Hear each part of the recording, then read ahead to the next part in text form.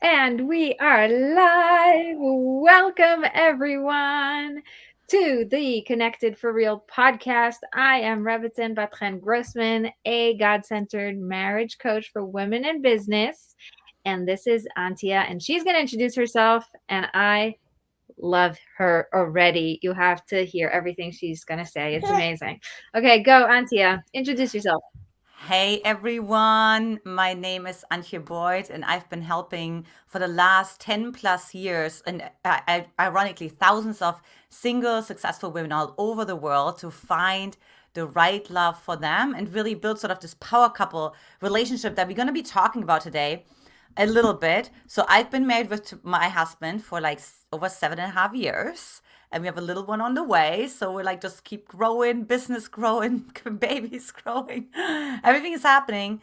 And I really believe that you can create all of this by design versus default, right? Like so many of us are just kind of like, I'm just going to hope and pray. Praying is great. Love God, read the Bible every day, right? But it's also like, okay, let's set an intention now, right? Like, let's actually tell God, like, where do you want God to shine the flashlight on, right? Which people do you want God to highlight in your life? Or what opportunities would you like Him to present to you? So that's kind of like what we're going to talk about today. And the reason why I'm so passionate about this is because I actually did not come from a household where everything is hunky dory and everything is wonderful. And I just learned the principles from the get go.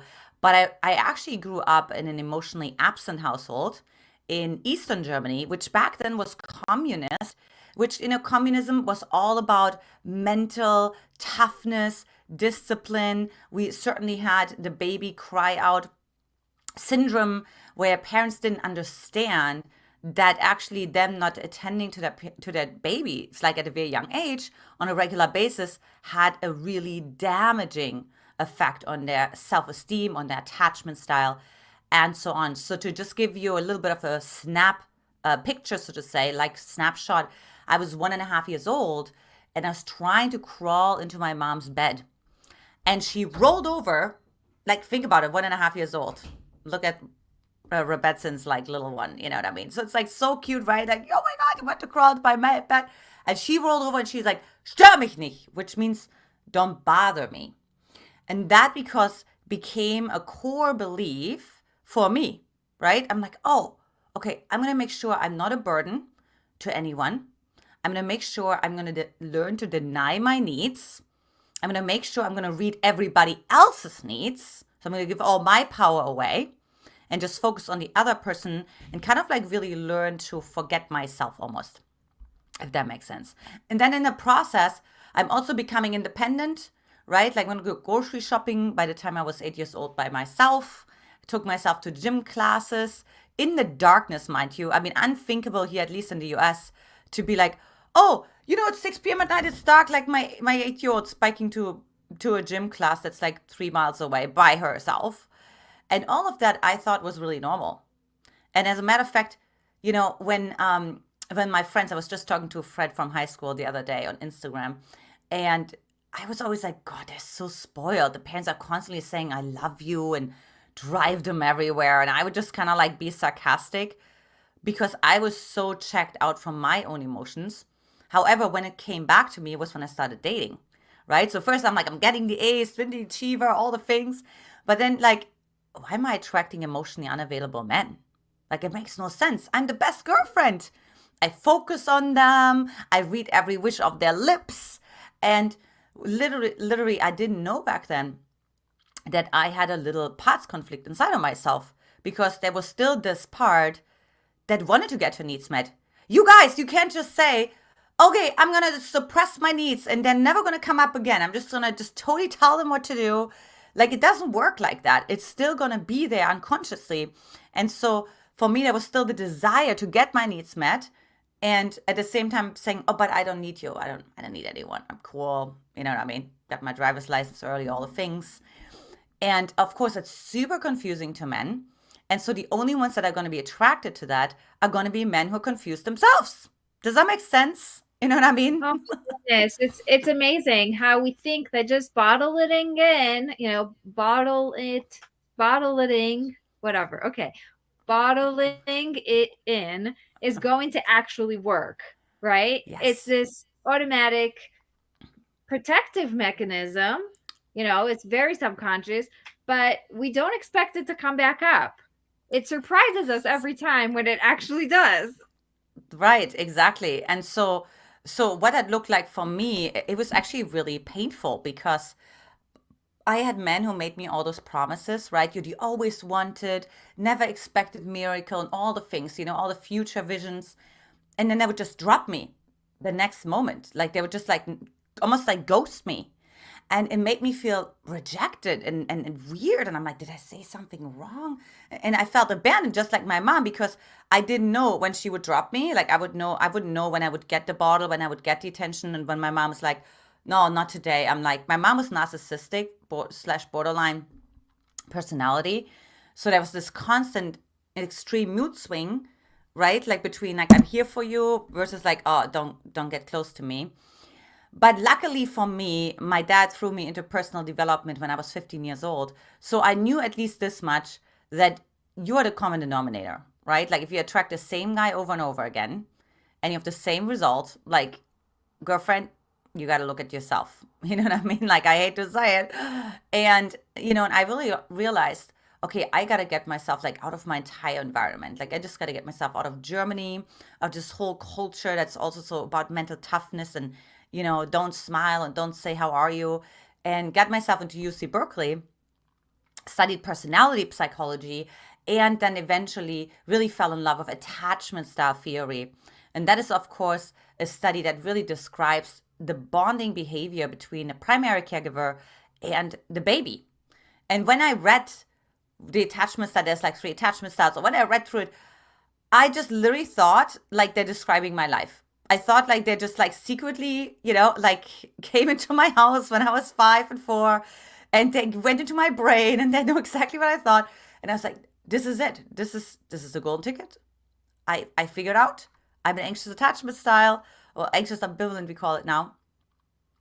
And that's how start to help me quite a bit, but only on an intellectual level, right? So now I started to put myself into workshops, seminars. I've been understanding men because remember the motivation was still the man, right? The Of motivation course. was getting into the deep connected long term relationship. Listen, we're all really trying to get that, personal development, growth, transformation. It's just how to, where are you getting it from? Are you getting it from emotional eating? Are you getting it from working on your marriage? Are you getting it from trying to run after, your man, or trying to get pregnant or whatever? Like it's always going to come back to, where am I in this journey and what do I need to face right now? It's always back there. 100%. Yeah. So because of that, I learned how to communicate with men, forgive them, all the things. And then what ended up happening is at church, women would always ask me, oh, didn't you go to this workshop last weekend? How was it? And then enough women would ask me. So I started to do like just little, support groups, I would call them. You know what I mean? I didn't have anything to show for it. I was still not having the success that I needed, right?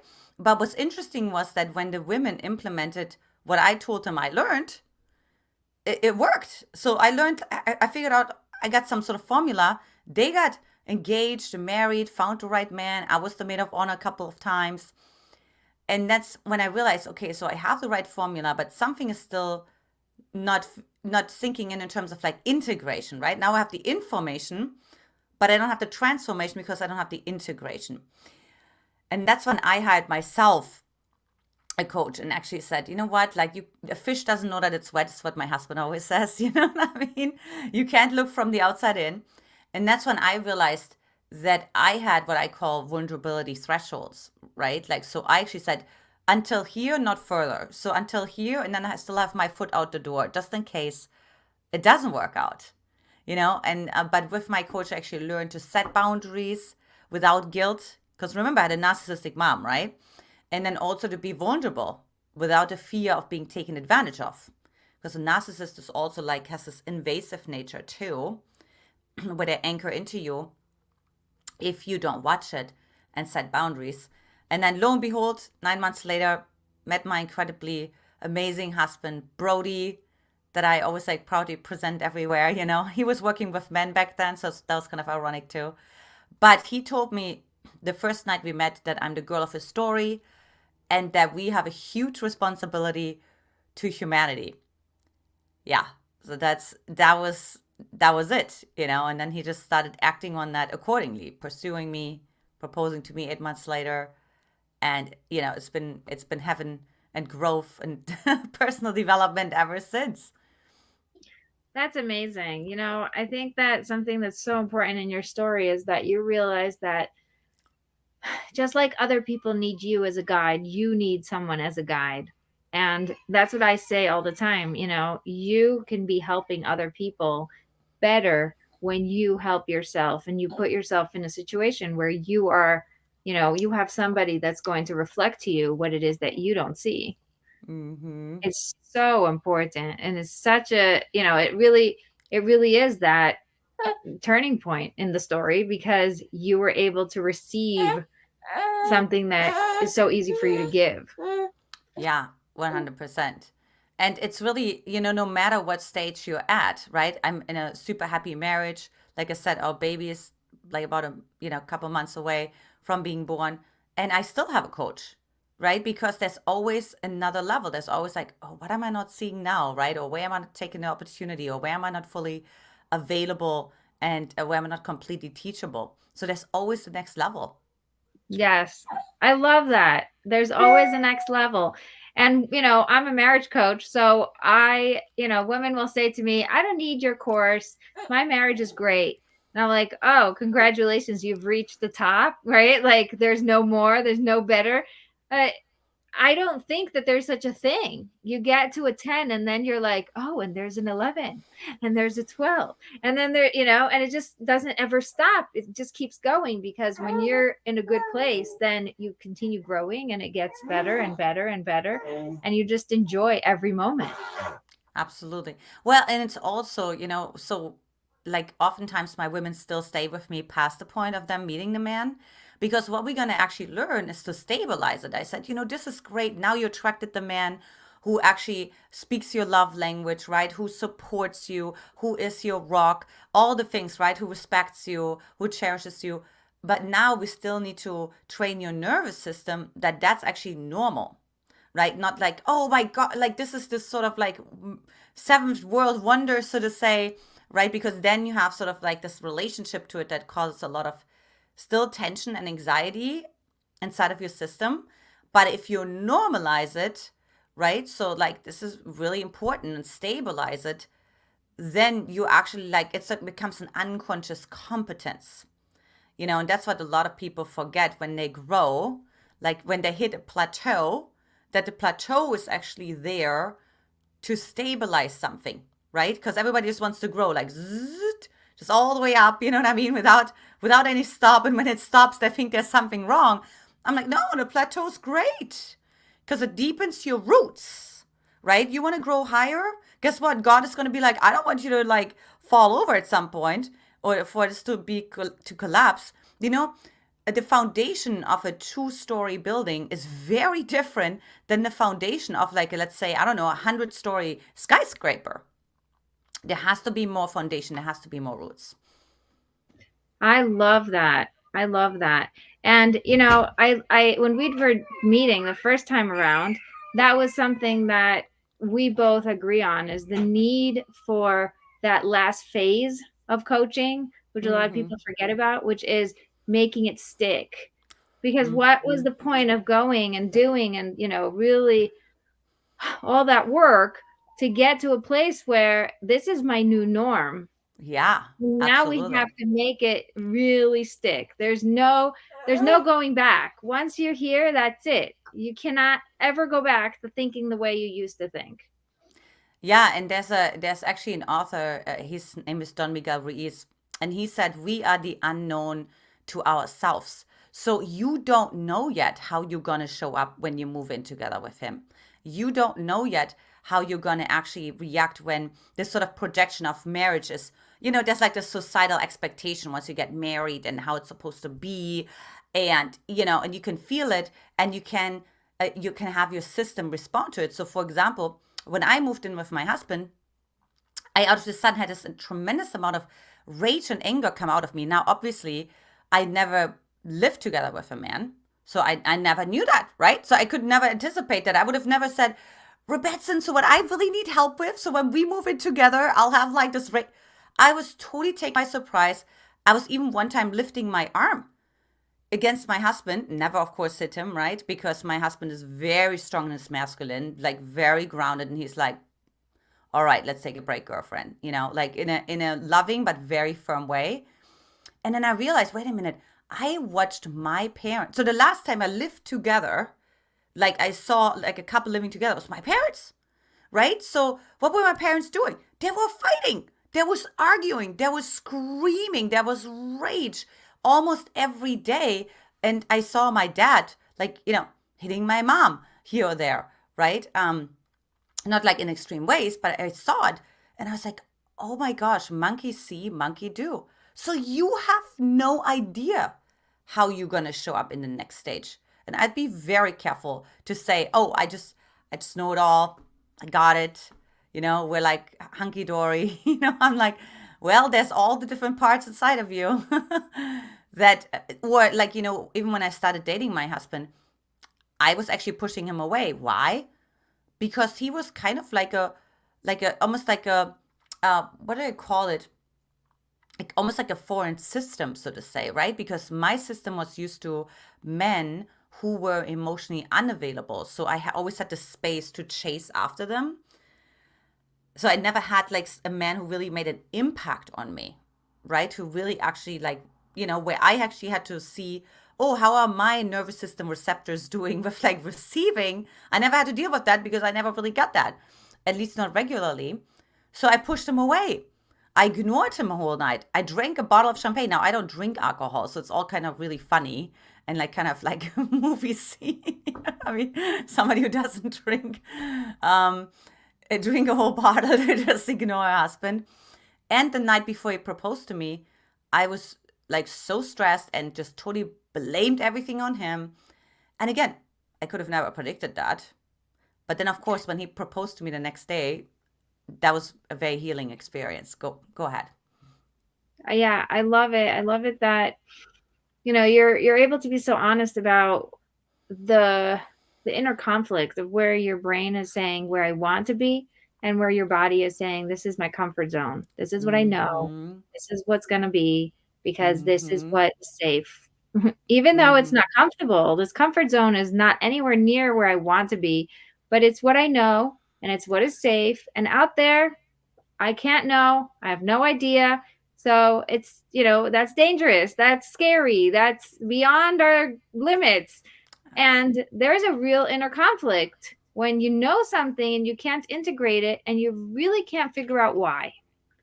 Absolutely. Yeah. So let's And get a little practical. What is something that people can do to actually even out the playing field and say, I want to get there. How do I get there? And how do I make my body work with me, not against me? totally. Yeah. Well, first of all, I always say start with the assumption that you have a mask of some way, shape, or form that you have developed. So you need to have some key anchors, like questions that you can ask yourself that take you out of your mask. So one key Wait, good what's that word you're saying? Mask? mask. Mm-hmm. Like a mask you wear over your face? Yeah. Mm-hmm. Okay. What does that mean in the way that you're describing it? So we want people to perceive us a certain way because we've Mm. experienced woundings in our childhood that taught us like we can't be who we are, right? So we need to put on a mask that actually where people like us. Okay, I'm now getting the accolades. Okay, now mom and dad actually like me. Mhm. And it's different for every single person. For some, it's like following rules and regulations, right? Being the adult, like don't be too frivolous. For other ones, the mask is actually being completely entertaining, like always being the life of the party. For Right. other ones, it's always focusing on the other person, like always making sure you never focus on yourself, right? So Right. there's many different masks that we Okay. I like carry. it. I've never heard of it being called a mask, but now that you describe it this way, it makes so much sense because it's just the way it's basically your protective mechanism. It's what you turn to in Mm-hmm. order to be liked and accepted. Mm-hmm. Yeah, exactly. And so, for example, one thing that my husband and I used to do when we did live training events with like up to 100 singles in a room was like really saying, one thing I don't want you to know about me. Because it really gave such a different access to, because the mass is trained to, this is what I want you to know about me. This is how I want you to perceive me, right? Like it's controlling the perception of your environment. But if you like, this is what I don't want you to know about me. Oh, that's scary. But that's the vulnerability necessary that you are talking about, Rebecca. Yes, I was just gonna say that is breaking all of the, all of the rules and all of the things in your head that can go woo woo woo. What are you doing? Hmm. That's super scary. Or going a creative route, but to actually say, when you deal with somebody who's like more like an adult and you're on a date, to really say, hey, if you were an animal, what would you be and why? Right? Get them, because they need to think now, oh, I don't normally think like that. I have like the structured way of thinking. Or if you were a kitchen utensil, what would you be and why? And people always laugh at me. I'm like, you can laugh, just try it out, and you're gonna have the time of your life, and it never fails. Right. Because it causes an authenticity, it causes a state change in the other person because they need to start thinking differently than how they usually think. Mm, yeah. So fun. Even with your husband, you can do that. You know what I mean? Like, what do you mean if I was a kitchen utensil? He's never going to go into the kitchen and look at the utensils the same way again Yeah, after that right. question, you know? Which one is the most productive and the most useful? That's who my husband Yeah. would be. Yeah, totally. Or I would be the cooking spoon because, I would be in soups and then like, yummy desserts and all the things.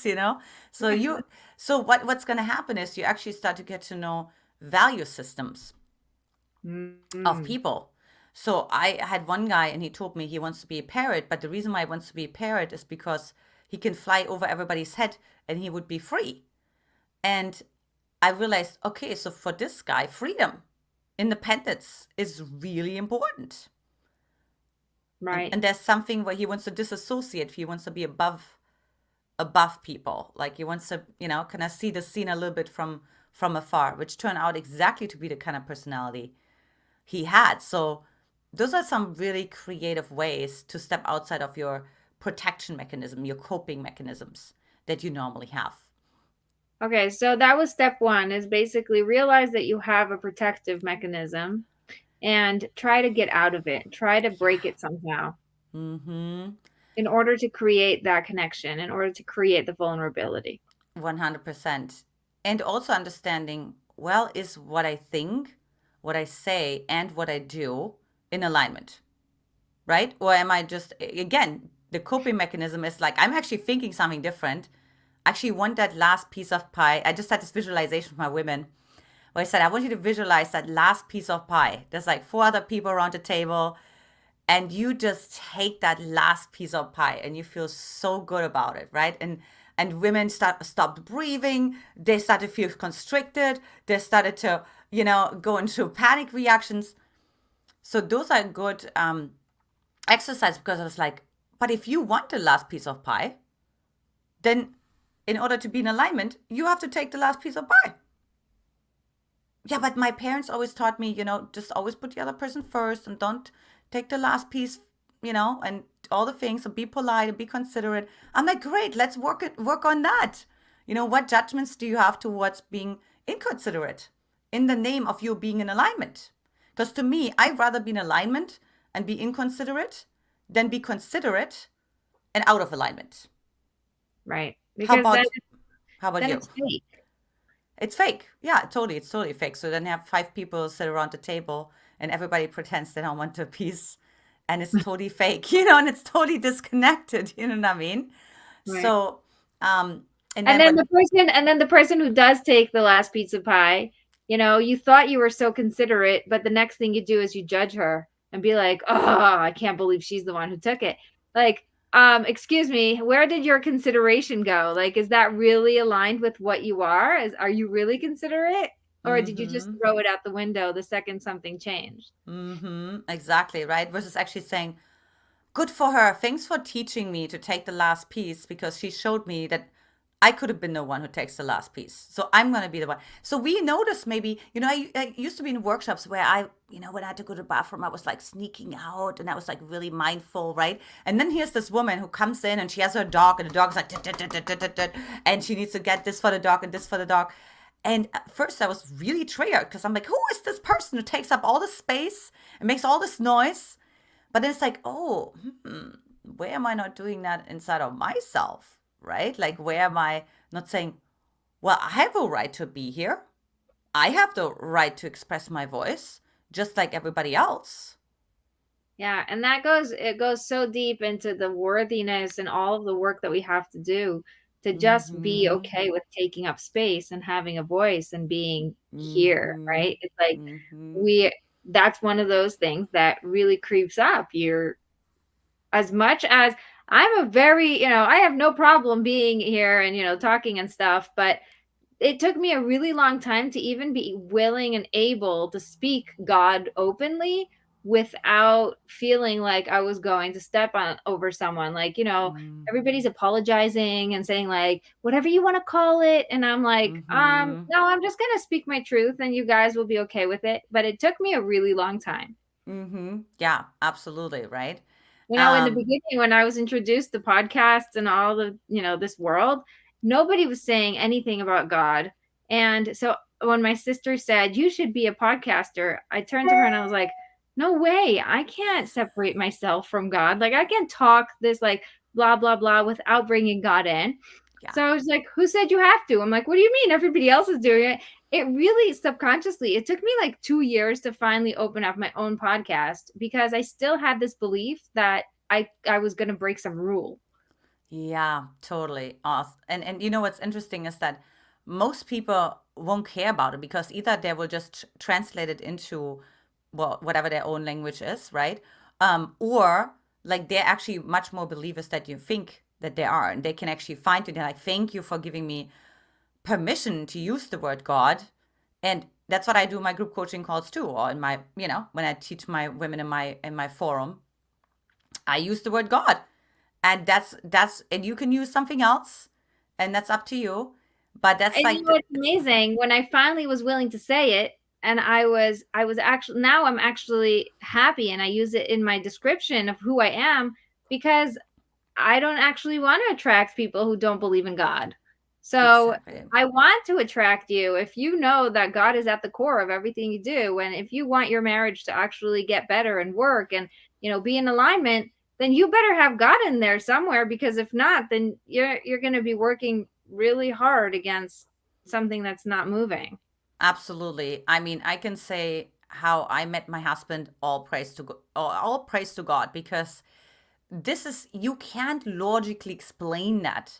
You could say, oh, it's only first this step and this step, and then you met your man. No, and also there was God in that. You know what I mean? So I had a relationship with God, and I was on a podcast the other week, and the guy was like, how come that with your childhood you didn't end up being drug addicted or an or like something, just drifting off into some other place that was highly dysfunctional, because that's what your parents modeled to you. And that was the answer: God. The Yeah. grace of God just somehow kept me away from those people and got me away from those parties really quick, because the opportunities were there. Absolutely, they were there. I think that also, a lot of what that question showed was that he actually, there's a lack of belief in humanity, in our ability to choose. Just because you come from something does not mean you have to continue it, right? Every single human has a choice of where he wants to go. And that's the whole point of coaching, is like, stop looking back to where you came from and start looking forward to where you want to go. Mm-hmm. Where am I actually, where do I actually want to go? What am I plugging into my ways? And how am I going to get there? Right. Mm-hmm. And when you don't give yourself the credit for having the ability to choose, that gets really icky, because then you're a victim. You don't have a choice. I don't have a Absolutely. choice. I was hit. I got a hit. I don't have a choice. I was whatever. And now I have to be that way. Right? It takes away all of your power. And you know what's interesting is that sometimes even Christians can be like this, right? But I always say, well, for example, let's look at David. Like he had inner authority, and God said, like, you have authority. So the Holy Spirit gave us power, right? Like to make a different decision. I call it actually failure alchemy because again, from the failing situation, you can be either saying it depends on your interpretation, right? You can say, well, with that kind of background, like of course I'm going to end up like a whatever alcoholic or an abusive relationship. Or you can say, with this kind of background, of course I'm going to do whatever I can, put my hands into every personal development book that I can find on this planet, that I'm never going to be like that, right? So Right. it's like it depends on what interpretation you make. What do you I want to love it. make every situation mean? I love this. We titled it Independence and Marriage, and I want to get into that a little bit. What is the place, where we can find that balance? Oh, and I love this so much because I think part of the recipe, so to say, right? We're like in this cuisine of infinite possibilities here. Um, of I think my husband and I having such an easy marriage is because we have boundaries. So it's kind of funny, but he calls it sitting in the trees. He likes to meditate, talk to God, all the things. And he has his massage chair and he locks his door. And he even has a bell, like on his office door. Now it's in the same house, right? So it's not like a different house. But it's kind of funny. So I'm like, okay, door's locked, right? And we work together and we live together. So we have a way to communicate if we're not like walking into each other's office, for example, all the time, interrupting each other, which by the way, the more masculine a man is, the more he's going to hate that because you're constantly disrupting him. He's single focused. It's disrupting him, right? And being able to communicate to say, you know what, babe, I can, when you say something right now, I'm literally not going to listen to you because I'm literally have this focus on the project. If you want me to listen, how about for lunch today we can talk about it? How about for dinner we can talk about it today, right? So it's like, so I can say something, but I can already sense he's not listening, he's not hearing anything. And we Yeah, had those. and then people say, and then women complain to me, he's not emotionally available. He Right. doesn't listen to me. It's like, okay, but are you actually talking to the wall or are you talking to your husband? Are you taking the time to make sure that he's listening and that he's capable of containing what you're saying? Or are you just throwing things at him and hoping he'll catch it? Absolutely. And you know what? I just saw this beautiful post yesterday where, on the one hand, we want our husbands to be the rock, but the rock is solid. The rock is single focused, right? So the rock is still, and it's not going to be the same one at the same time. Not saying that he can't transition into that. Like it's also going to be warm and attuned and emotionally available and flexible and can, no, that's why he's the rock. The rock is not just going to be flexible. You know what I mean? But if you're like, okay, I get that you're in your rock mode right now, rock it out. I love it how you provide for the family. And then maybe, tonight, we'll have, we'll have a conversation about whatever it is, our needs or, we call them like VIP days. We have like check-ins as well. My husband's like really great with transition. So some men, can do it better than others. And it depends on many different factors, but at least to set yourself up like sort of like a VIP day, a check-in. So we believe that every man and every woman has 6 different archetypes. So I get to ask my husband on Sundays, where's your king on a scale of 1 to 10, right? The one that wants to build the kingdom. Where's your little boy having fun, just being playful, just doing, even if it was playing a video game, like just doing something completely irresponsible, right? Like, because men carry so much because they expected to carry it from a societal standpoint. They just are, right? They're like, you're the head of the household. You got to make the decisions. You get the kids to church. You get to do all those things. You get to hold space for your wife. So where do they get to play? Or where do they get to experiment? Like we call that the magician, like where they can actually just read or explore, experiment, like what about the wild man? Just kind of go out with their friends and compete and just do manly things and so on, right? So just really having sort of like a check in, where are those archetypes? And then, okay, if they're not at a 10 or like at least somewhat high, how can I support you to get that there next week? Can right? you can you tell us all the archetypes just because you started and I don't want to leave people hanging? I love cliffhangers. So the last two that I'm missing is lover, and that is really about like, like potentially receiving yummy food or getting a massage or right sleeping in. That's kind of like that's the lover, right? Like what does the lover want to do? Or maybe he wants to go to a favorite dessert place or whatever the case may be. Anything that has to do with the senses, with Mm. feeding his senses, right? And then the last one is the warrior. So do you let him work?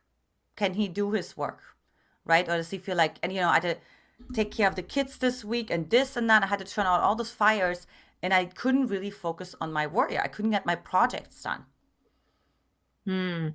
Where's that on the scale of 1 to 10? Okay, let's see what we can delegate next week so that you can actually get your warrior back on track. So those are the six archetypes for the men. Wow. What about the women? Do they have different ones because they're women? No, it's the same ones. The only ones that differ is what I call it. It could be the wise woman is the magician, and Okay. it's also a spiritual aspect. It's when you pray, meditate, read the Bible. All of that goes into that camp too. But other than that, it's wild woman, wild man, queen, king, little boy, little girl. Lover stays the same. Warrior stays the same.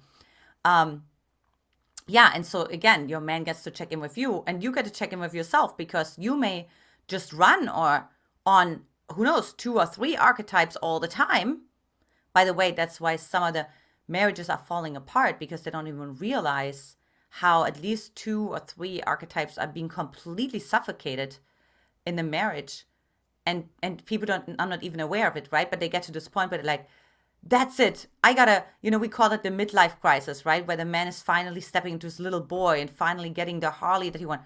You can do that in the marriage. You don't have to wait until the midlife crisis, until you're in the tunnel, right? That's the midlife crisis, really. It's like the imbalance of the archetypes. Mm. Yes.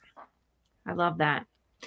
You know, when I was thinking about independence in marriage, I feel like, some people feel like they have to be on top of each other all the time because now we're married. The electricity was making noise. Sorry. The and then you're like, I have no space, but that's what marriage is all about. It's just like being stuck together all the time. And it's actually not, and you need air and you need space. I heard Esther Perel say something beautiful that fire needs air, fire needs Mm-hmm. oxygen in order to burn. It Mm-hmm. cannot be in a vacuum, it can't be, airless. So we have to play with that. The independence is what makes the marriage so strong Mm-hmm. because it Absolutely. allows each one of you to be an independent, body with independent needs. And then when you come together, you can actually support each other. Mm-hmm. 100%. And, you know, my husband and I, we actually did a shadow ceremony the night before our wedding where we really acknowledged each other's deepest, darkest fears going into the marriage. And his was to be trapped, which made sense because he had a more of an anxious mom. So it was like a little bit, I don't want to say suffocating, but definitely, you know what I mean? Like just a little smothering. And I had this fear of not being good enough. And what we realized, right, it was the next day in the wedding ceremony, we just said, oh, okay, so my husband needs to have a space where he can be free within the marriage, right? So I said, okay, with this ring, I set you free. It's a whole new paradigm, it's a whole new framework. And what I meant by that is that I'm going to be holding space and taking a stand for that part that wants to be free, which in this case could be either the little boy or also the wild man, right? And that I'm not even waiting until my husband says something. Because remember, we have the coping mechanisms, so we're coming full circle. And the coping mechanisms is usually just like suppressing it, compensating it, right? But me as the wife actually saying, quote unquote, selflessly, right? Like to be, you know what, babe, I'm noticing you're getting a little bit, annoyed, the last couple of days. So I have like, I know what the markers are when my husband gets to capacity, when I feel like, why don't you just, do something fun with your friends, take the weekend off or do something for yourself. that he wouldn't give himself permission for because men are so tough on themselves, a lot of them. And they're Yeah, like, we're no, I all got we're to all be tough there. on ourselves. We all are, because you could say the same thing. Women are so tough on ourselves. We do not let ourselves take a break. You Totally. know, I I it was very cute. I do really well when I nap in the middle of the day. Like when I break the day in half and I take an hour nap, my life is just in a different place. It's so good. And my teenage daughter, she's 15, had a birthday, a couple months ago, and she said, "For my birthday, I want to bless you that you should have a nap every day." And I was like, "Wow, thanks." Like, I was so excited. That was like such a nice thing to say. But then I'm like, "Yeah, but I can't do that. That's not responsible as a mom." And like, that's not nice. And da da da. Like, no, I am a better mom when I nap. Okay. Totally. So fast forward a couple months, and I wasn't giving myself the nap because I still didn't believe that I deserved it. It's not nice. It takes away from everybody else's time, and other people have to back up for me. And if the baby is crying or something, they have to hold him until I'm woken up or whatever. And then I was in a class, one of those like women's nights, and the woman who ran it, she was talking about something, and I said, I don't know. Oh, she said about like how you have to take time for yourself and really give yourself the permission to to to be in a place where you can be selfless, right? It's not selfish, but it's really filling yourself up so you can be there for other people. And I was like, yeah, but don't you think it's like too much to nap every day? Like, don't you think that's like overboard? Right? Because I was feeling really guilty about doing something that I judge as too much, overboard. Like, that's spoiled already. If a mother goes to sleep every day for a nap, oh, that's already too much. And she's like looking at me like, you just answered your question. I think you need to nap every day. And that became my thing. And by the way, I didn't nap today, and that's why I'm so tired. I feel like the day just keeps going and never ending. And when I nap, I am on fire. I'm like so alive, and I can give my kids attention, and I have so much capacity. Mm-hmm. And it's still, I'm being really honest because I think that most women have this issue and they're not comfortable speaking about it. I still feel guilty when I say, okay, I really need a nap. Everybody take the kids, whatever. It's like, I don't need a nap. I could just take a nap, right? I know it's going to be good for me. But then sometimes I'm like, no, I'll stay with the kids. I'll clean up a little. I'll eat something. I'll keep myself up. And then I end up paying the price. I'm like, everybody's paying the price. But that's exactly what I was saying in the very beginning, right? Learning to set boundaries without guilt, because it's like, why is everyone else better? Why is their life worth more, right? Like, why should you be the only one who sacrifices herself? Because I do believe that, for one, the kids actually, your environment watches you and actually learns from you. So they will also learn to put themselves first Right. as well. And I'm looking forward to feel into the emotions, because I'm about to become a mom, of all of it, right? Because there's so much richness there, and to really see what are the judgments that we have towards ourselves. How can we forgive ourselves for that, and Right. still say, I'm taking the space right now, because you know what you exactly what you said. When I have a filled up container, I can be way more creative.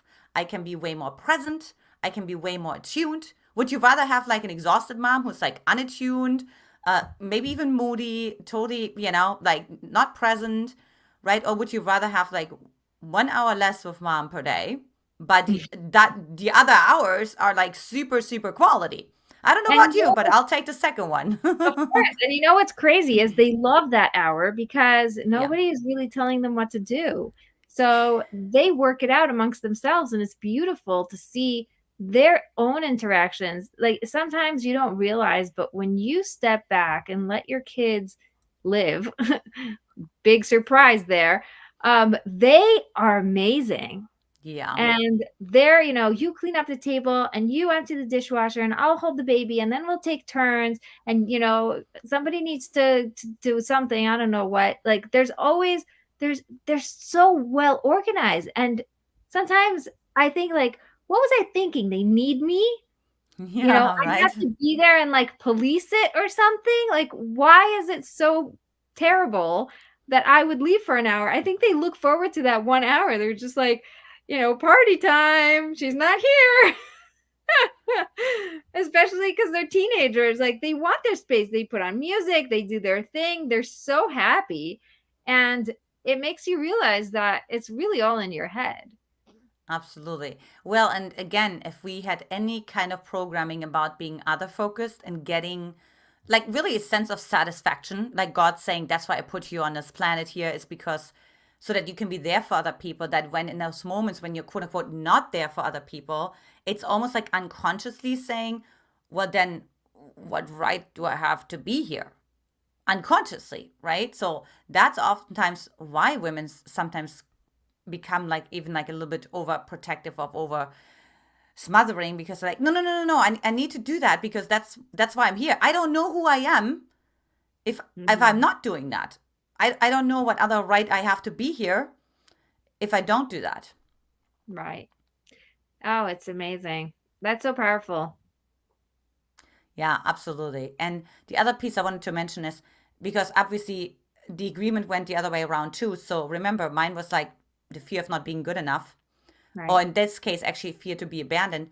So my husband would always reassure me, right? Would always be like, I love you, tug me in if he like gets up out of bed at night and, has maybe meditates and prays a little bit longer than me. Cause I go to bed and that's it. I pass out. My husband has a little bit sleep things going on, right? Or when he would drive away, like drive safe, right? Like that's what he would do for me because that would reassure my nervous system, right? That's learning. That's every time when there's a little bit of a separation, even if he's just going to a church event, that's for men or whatever. There's always like this little bit of like, oh, right, and he notices it, attunes to it.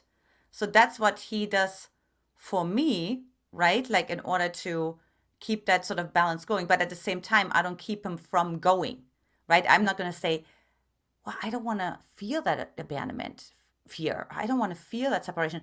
No, that's like me then turning to God and being like, okay, God, help me, to heal this. I can't put my husband in a golden cage because Right. that's another thing that an anxious attachment style does. They become really jealous. They become really possessive and controlling over their partner because they don't want to lose them. And the answer is just for the partner to reassure. Like, really, the awareness is so great there Yeah. because the answer here isn't fixing anything, it's No, just awareness. It's just that's right. awareness. If That's right. all he knows is that he needs to tell you that he loves you before he leaves every time and that everything's going to be okay and I'll be back, and you know that's it, your brain is calm. Yeah. If he knows that you've got his back and that you're not going to let him burn his overdo it, right? Like, be too much in work and not be able to really have fun or play or whatever, then he's calm because he knows that when he says I need a break, you're going to be okay with that. You're going to understand Absolutely. because you've had the conversation.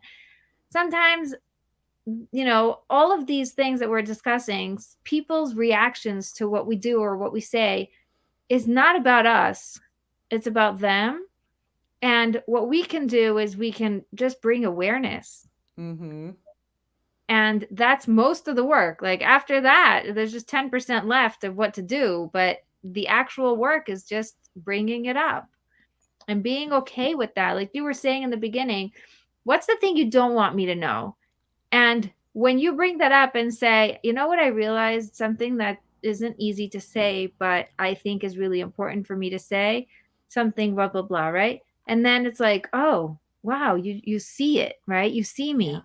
The way you felt when you learned about all the different styles and you said, wow, they get me, they understand where I come from. There's a click there. So, as scary and as vulnerable as it feels, it also creates connection and it allows for the next stage to happen, which is, how can I support you? How can I change that for you? How can I, reassure you so that it doesn't feel that way? Mm-hmm. And also, how can I make sure that we're not having a codependent relationship? Because in the beginning, there's sort of like the story. that, he's going to meet all my needs and I'll meet his needs. But that will not always be the case, because if he is depleted and he needs some space to himself, you need to have a relationship with God, or maybe you have a women's group at church or whatever it is, right? But you need to have like something outside of yourself where you can say to your husband, no, no, no, you can't go there right now. Or your husband can say, no, no, no, you can't collapse right now because I need you to be this, right? That would be codependent. And that's a lot of marriages are like that, right? Like, you do this for me, tit for tat, versus actually saying, okay, wow, that's pretty tough to see you here, in this situation, or you're not having the answer and I'm feeling helpless and powerless. And okay, I'm not gonna make myself not feel this way, right? Or disconnect, because that's when the drinking starts, or the hiding, or doing other things, right? But actually saying like, no, I fully connect to it, and I'm asking for support, like outside of the marriage, right? Like our trusted counselors, Right. and Just pastors. having, that's also, it's part of it. It's preparing. It's knowing that you're going to have a time in your life when you're going to have to turn to someone. And Yes. if you know who that person is going to be, then it cuts all of that searching time, Mm-hmm. right? Like, Mm-hmm. it allows for you to be, oh, okay. Sometimes, we have a rabbi that we really like. He's very wise, and we both agree that he's the person that we go to. So sometimes I'll just tell my husband, like, go ask him, because I know he's not gonna. I know that he's gonna agree with me, of course, because I'm the wife and I know everything. So I'm like, you know what? You don't want to take it from me? Go ask him whatever he says. And if he says something different, then I'm okay with that too, because I know that he's my mentor too. I'm not going to disagree. Maybe I'll ask about it. Maybe I'll want to know more information, but there's something so soothing about knowing that you always have that external person who you can turn to, and he's not going to judge and be like, I can't believe that's what's happening between the two of you. Like, Mm-hmm. we're human, we're normal, right? And this is Absolutely. part of life. So the problem, I think the biggest problem, is thinking that nothing is going to go wrong. Yeah. Like, my marriage is going to be exactly like whatever, right? Like, I don't know, Disney, the Disney Yes. happily ever after. And then you get married, and the first month you're like, wait, what? And you don't know what to do next. 100%. Yeah, absolutely. And like I said, if of course you can't anticipate what it is, but if you can just say, we'll just stay open, right? We'll just take the next step, and to check in with each other, see how that goes, right? Right. And yeah, that's like the best thing. It's like really saying, you know what, I'm willing to be wrong, because my assumption is that it's going to be just like really amazing, but I'm willing to be wrong. That's okay, because then when you can actually be wrong, like your nervous system is not going to be completely shocked and terrified and goes into resistance when you Right. actually realize, I was totally wrong. Did I marry the right person? Like, did I learn the right things about marriage? Do I have the right counselors? Right? You'd be like, oh, of course. Right? It's like, oh, it's just usual. You know what I mean? Like, you're increasing your capacity. And especially, I mean, you're obviously helping people who are married. We're helping single people. So what we always see is also like what happens for us is usually what we are meant to teach, because that Right. God likes to highlight it that way. You know what I mean? He's like, Yes. oh no, you're not just teaching that in a theoretical way. I'm gonna set you through like a real experience so you can actually understand what those Yes. women are going through. Yes. Yes. If you guys thought we got it perfect, you just wait. Yeah. Yeah. It's really very it's so deep, because a lot of people ask, like, where did you learn coaching? I'm like, um I'm certified by God. you Yeah. know he put me here and got me through this entire obstacle course, and then told me, you see what you just did? Now show other people how to do that. you Hmm. know and that's basically what's going on. It's just, let me show you how to do that, because I was there and I am here and I remember exactly what I did to get there. So, and most of it is connecting to God and bringing him into the situation. So that's just, I want to get a little bit, some quick tips about working together with your husband in the same business, because this is season 3, and I want to hear from you. What are the main things, if you can highlight them, that really make it easier to work together, and what are some of the challenges that you're dealing with? I would say we have like really specific departments where he's good at and where I'm good at. So he loves to do everything logistics, building systems, all the things that I don't even know, I wouldn't even know where to start. And I'm more the extrovert, right? I love to do the interviews and the coaching and the sales, but he loves to do everything when the person is coming into the company, like taking care of them, making sure all the systems are running smoothly. So that's definitely making sure that you have like a complementary situation going on. And I think in the beginning, what was like a little bit challenging was just because he was also coaching men. And on the one hand, I wanted him to keep coaching men because we got a lot of research. He did work with men for 10 years. But you know what? Like he prayed to God and he was like, you know what? This is not what makes me really happy. I can do it. So my husband is like kind of he can do it all. He can do everything. He can film movies, write rap songs, paint Da Vinci pictures. I mean, everything. But for him, it was really me actually supporting him in his truth and be like, okay, you can do all of that, but what is it actually your desire? What do you want to do? Right. And actually say, okay, he stepped out of the company as a coach. He stepped out of the company with sales, right, and took on a different role. So because that required from me, because remember, when you have an anxious attachment style, you want things like a certain way, right? So when things start to shift, then the nervous system starts to feel uncomfortable because it's like, oh, like what's happening? What's that mean for me? Is everything falling apart? Like, is all the things are coming up. So I actually had to learn to support myself and be like, no, I don't know what it's going to look like, but it's been really great. It's been really working great. I see my husband being happy, and Mm. having calls and conversations that he likes to have versus seeing, his calendar full and it's like, and I can see his energy draining out of his system, right?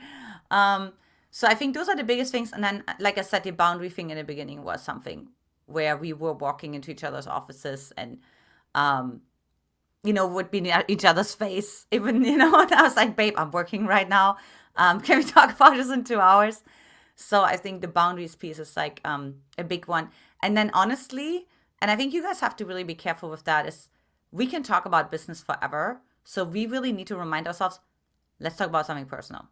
Like let's talk about something emotional because we just love our work, we love our clients, and we love our systems, and there's so much going on. We have 3 different projects, massive projects going on right now in the company, and right, and to kind of catch yourself and be like, you know what, we could really get into this right now, but let's actually see how about the lover? How's the lover doing? You know what I mean? Like getting back to the archetypes, right? Like how's the little boy?